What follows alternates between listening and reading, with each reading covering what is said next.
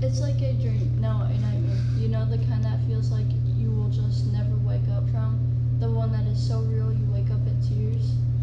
They say things get easier day by day, but I don't know if that is always the truth. It has been years, and I am still scared of everything. I have pushed all the thoughts out of my head, but the only ones stuck are the bad ones. Those ones I will always remember, like they happened yesterday. I don't know how to get them out. I was 15 years old, and he was 18. His name was Jacob. He lived just down the road from my family. My sister and him became good friends, only because she liked him. I still could hear my parents arguing that night.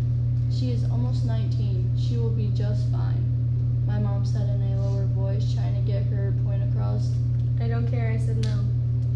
My stepdad replied angrily. So many times they had this conversation.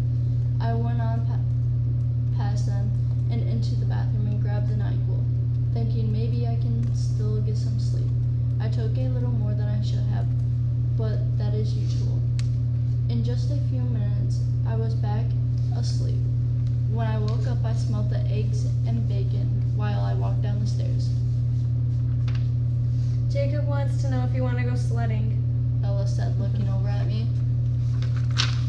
I mean, maybe.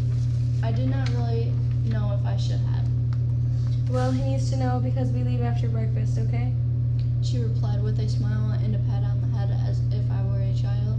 After breakfast, we got our snow stuff on and went to Jacob's house with intent to have fun, but I don't know if I could do it all. The thoughts going through my head were killing me.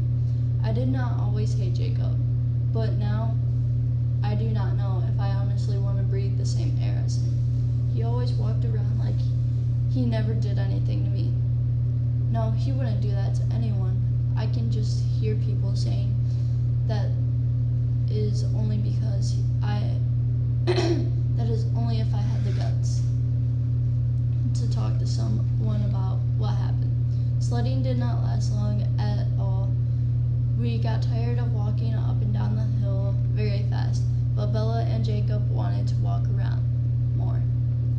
We walked past my aunt's house with the big boat in the yard. I started hearing the sounds of that day. I started to remember everything, and I don't know if I can do it. Walking past Bella and Jacob, I can feel my heart start to pound. As he grabbed my arm, he says, Hey, want to go sit in a boat with us? He smiled at me and waved towards himself, gesturing I go to the boat. Maybe later. I don't want to right this minute. I slowly walked away. He continued to stare at me with his devil eyes and that hateful smile. Oh, come on, you never want to hang out with me anymore. Remember when you were my little best friend? Let's be friends again, Becca. He reached towards me, grabbing my arm to bring me closer. Jacob, let go of me. I don't want to be your friend. I don't even want you to be alive. How dare you try to be my friend after what you did? I ripped my arm away and ran back to my house as quickly as I could. A while passed before the two of them came back. As soon as I saw her kiss his cheek, I thought I was going to choke. And then I saw him holding her hand. I figured my sister, out of everyone, would be able to see the pain this person has put in me. Since that day, I have hurt every inch of myself, and she was right. They're holding me when I cried at night. She walked in and smiled at me. I just felt the tears of anger pour out of my eyes. All I could do is keep my head down and walk away. What is wrong with you? She laughed at me while seeing me cry. You really want to know, huh? I laughed with pure anger. I did not even know what to do, and within the next minute I threw my glass at her while yelling what happened. You're lying. How dare you? She grabbed me by my arms and kept yelling in my face. Liar, liar. She started shaking my whole body like I was a small child in trouble. I could feel the tears run down my face. Before I knew what happened, I had shoved her onto the floor and was walking away angrily. I saw her out of the corner of my eye coming at me very fast.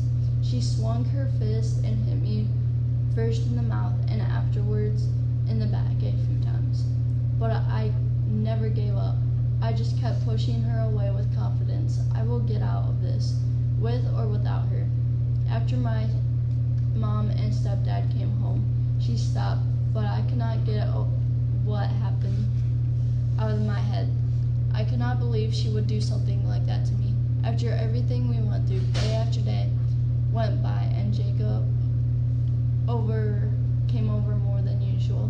Bella had not talked to me since that incident, but she seemed like she did not even care. That she had hit me so many times. She had given me a black eye and busted lip over something she did not believe had ever happened.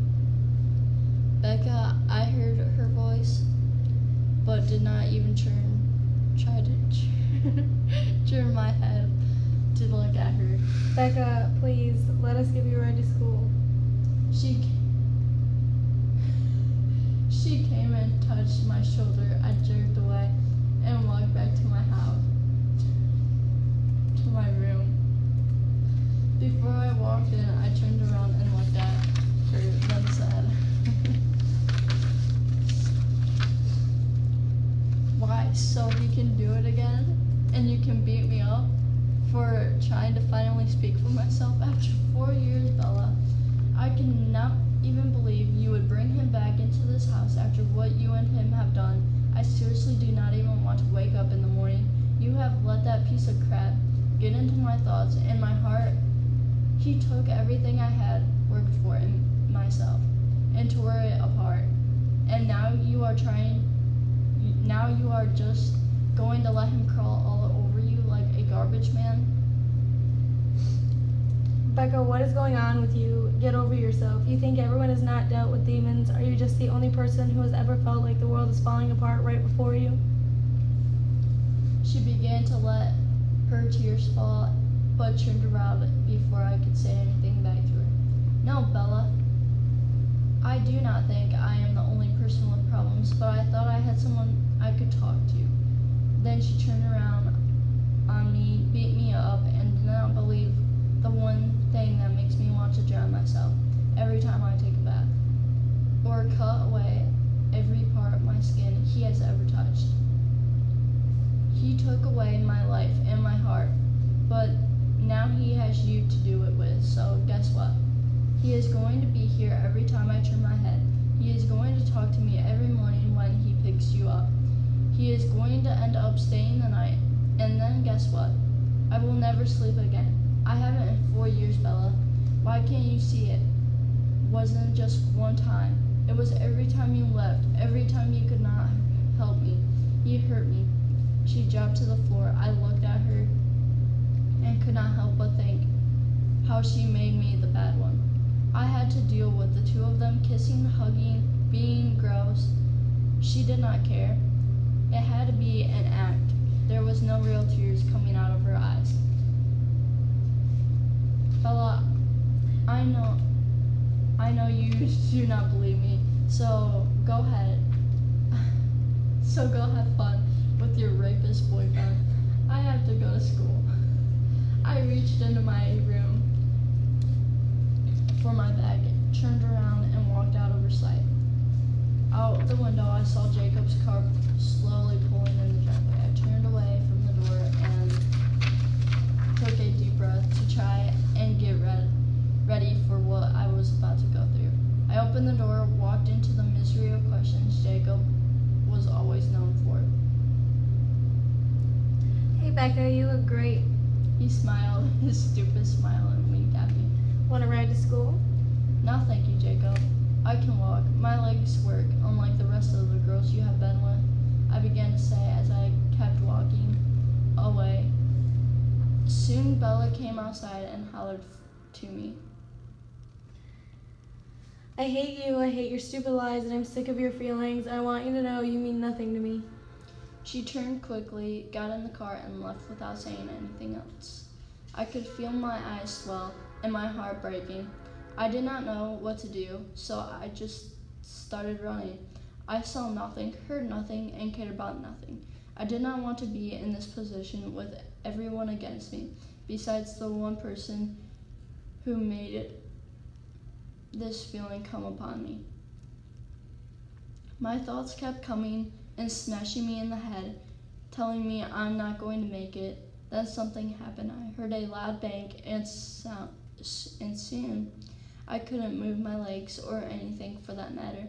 I could not see anything either. I could hear and feel so much.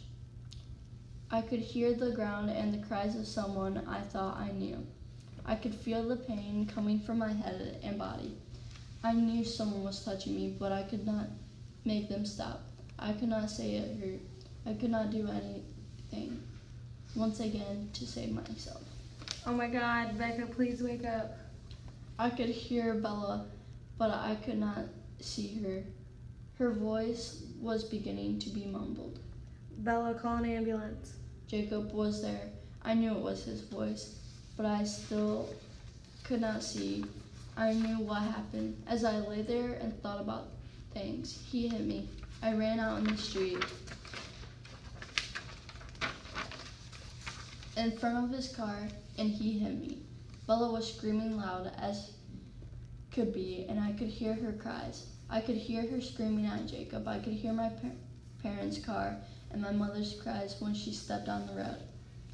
Now that it was over for me, that this is when they started to care, but it was too late now.